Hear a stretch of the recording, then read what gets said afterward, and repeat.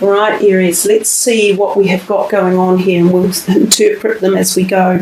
We're reading through the columns. As I said, we will start with this one. So that first card up there is the Nine of Pentacles, and then we have the fifth chakra, Archangel Gabriel, and that is the throat chakra, and then we have a business venture. So the Nine of Pentacles is often deemed a really positive, upbeat card, and it often talks to us about financial vivacity and success and buoyancy and feeling sated and pleasure, enjoyment, also social activities and outings. Some of you might be having that type of thing go on in the month of February. You might be attending events or hosting them or spending time feeling as if the lap of luxury is in your life at the moment. So a lot of sated, happy pleasure comes with that card.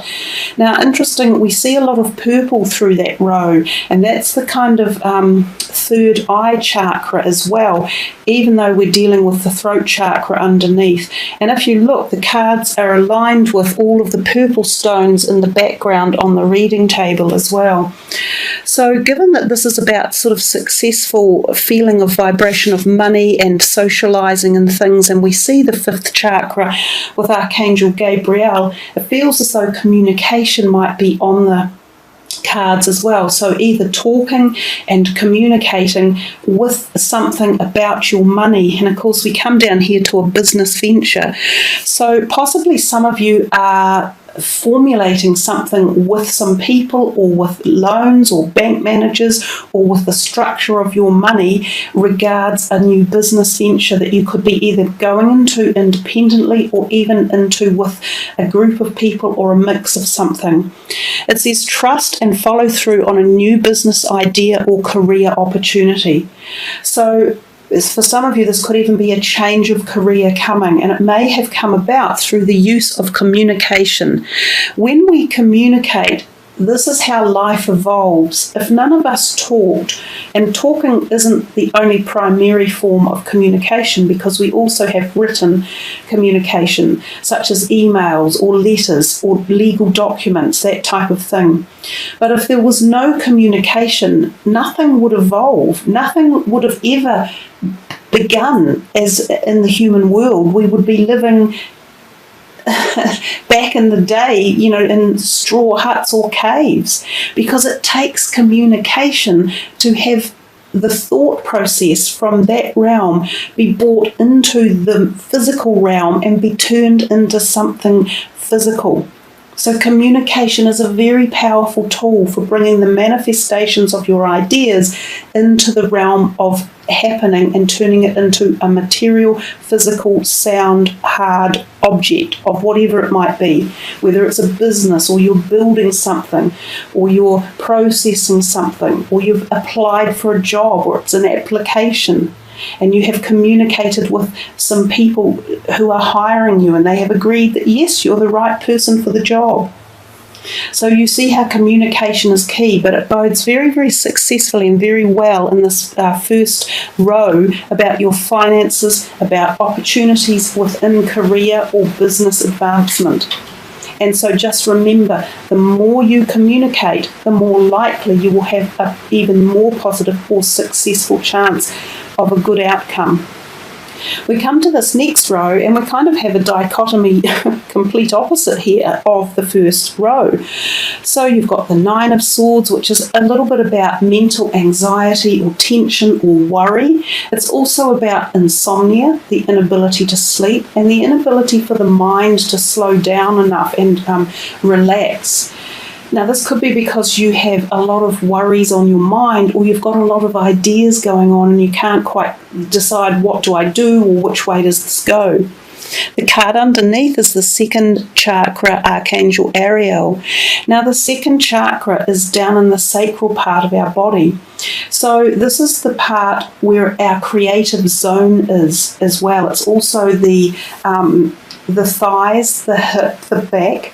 It's our intimate zone as well, and also our fertility zones in the body for both men and female. So there could be something that you are anxious or worried about around this part of your body. Some of you may have to have things done to it. You may need massage or release. You may be having small operations. There may be something in this part of your body that is blocked or giving you messages about walking away from something. So it's very much a gut instinct feeling as well. It's that whole orangey, lemony feeling in the cards, and it's that part of our body. If we learn to trust our gut instinct and listen to our bodies and listen to the messages that we receive through our mind when it's not full of fear or worry, we can often come to a more successful conclusion on a particular pathway that we're wanting answers with.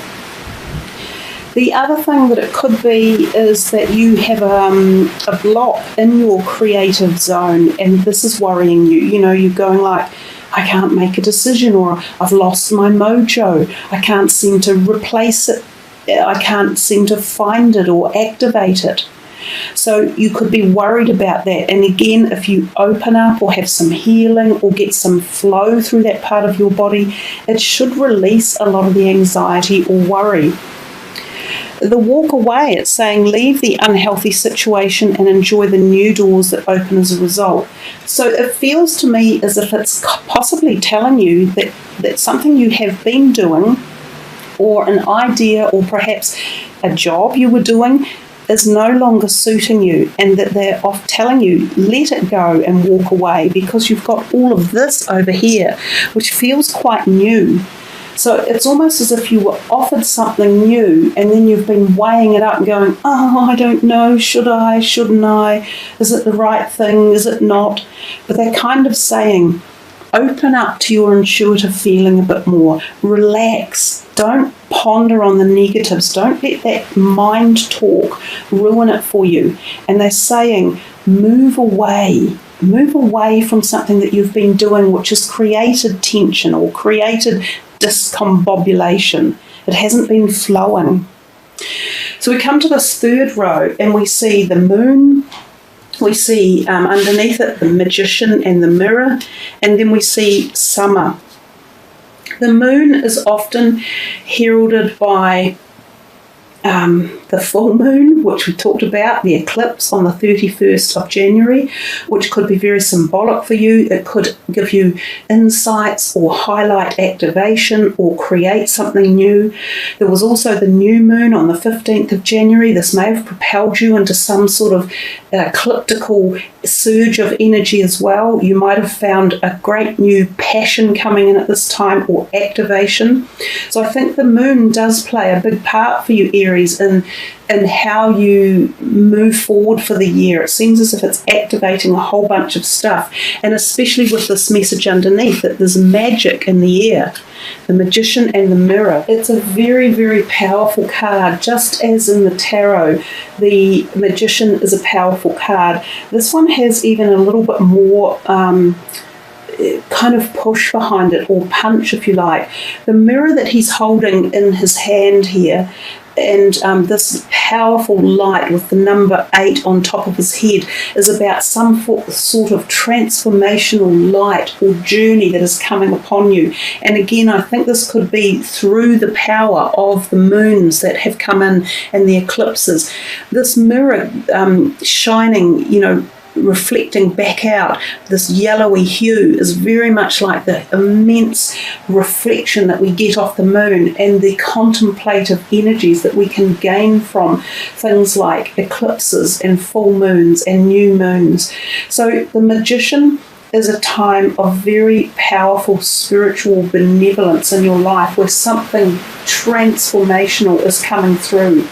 So I think for you, the moon side, the moon card, even though traditionally that can often also tell us that there could be things going on around you that are a bit subterfuge, and a little bit of dishonesty or stuff being done under the light of day, it can indicate transactions within business dealings that are a little bit corrupt or not favourable. It can sometimes transpire to mean negative people around you who aren't supporting you or haven't been your best friend. Sometimes these can be water sign people too, because of the crab down here, I think of, and the Cancer kind of could be water sign energies, but that could relate to some of you Aries, but I think for most of you this is a very empowering line in here in particular, and it is saying that some amazing, magical, powerful transformations, like I said earlier, this is the year of deep personal reassessments, birth, death and reincarnation. This is happening for you Aries, and it feels as though it is starting to transmute right as early on in as February. You know, the card at the bottom is a timing card for you. So it says everything you're asking for becomes yours in the summertime. So for those of you in the Northern Hemisphere, your summer, of course, isn't until later in the year. So perhaps this is just the beginning of a birth, of a whole surge of wild energy, which is what's going on outside my window at the moment. And for those of us down here in the Southern Hemisphere, perhaps this is starting right now with this amazing powerhouse of spiritual revelation and ingenious ability to be the alchemist in your life, to literally turn what might have appeared to be iron into gold. And that is the art of alchemy, and that is the act of the magician. It is very, very powerful. And indeed, so too is the mirror reflection in it. It adds to the power, as does the Trinity 8 up here on the top of his head. So, yeah, really powerful line there for you to ponder upon and focus with and meditate with. We come to this last row here and we have the Queen of Pentacles, so often an earth sign person. We then have hostilities, and then we then have affirmations. So there's a possibility that this person could be in your life. It could be a new person coming in, or it could be someone you already know. It could be a family member who could be an older woman, and could be rising sign, earth sign, or sun, earth sign, rising or moon. There could be some arguments around this person, or some sort of jealousy or issues that have been around. Normally they're quite affable, the earth sign people. They're not the most argumentative quite often. They are normally more placid and more agreeable. They're quite often wonderful people to go to if you need a sounding board or if you need some sort of good moral support. So possibly there's two options here. She's either there for you to go to about hostilities in your life. There could be someone around, which is what we set up here, of course, with the moon. So there could be someone around who is jealous or envious or being negative in some way or another. It's interesting that it matches right here with the Magician. I feel as though there might be some people around you who are showing signs of negativity about what you're doing or the changes you're making or the power that you seem to have been able to accrue. So either you're going to her as a sounding board and she's a supportive friend and a helper, or she is part of the problem of the hostilities. So I think the moon still was passing off a little bit of that message that I said earlier. Just be careful around you. There are some people who are not being backing you as they should, and maybe that's also part of this thing up here. You might be aware of that at a subtle energy level.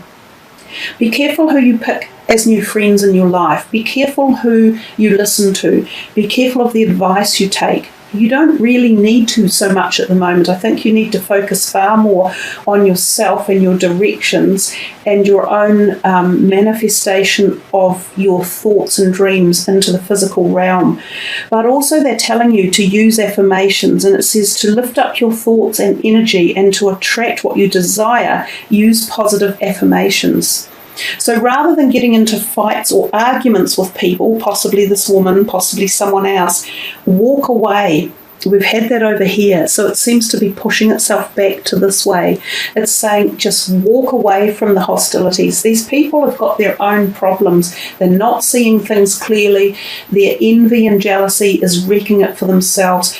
Don't even bother getting into the arguments. Just learn to put the positivity wall up in front of them. You use your affirmations at your own level, but the more you use them, the more you empower yourself.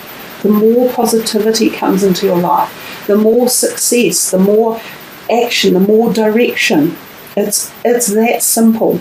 If someone is getting at you, or there's back chatter or backstabbing or bullying or anything going on, just walk away from them and then put out a whole load of really positive affirmation stuff. And you'll be surprised that it'll have the complete opposite effect of what they want to do.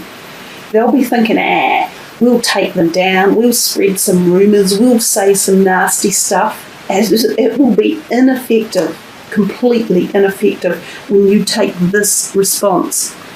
And wow, I've only just seen it. I'm a bit slow sometimes because I get so caught up in the messages that are coming. What's this? The new moon with a massive star in the background and this beautiful angel-like creature, or fairy or elemental, sitting on the new moon looking up into the heavens. And I've told you that new moon on January the 15th gave you guys some very, very powerful, potent movement forward. So there you are, Aries. I hope you have really, really enjoyed this reading. It was a really nice one to do. Lots of energy coming through, lots of messages. Pick whichever card you are really attracted to most and spend some time meditating on it and focusing on it and seeing what answer it gives you in an extension beyond the reading.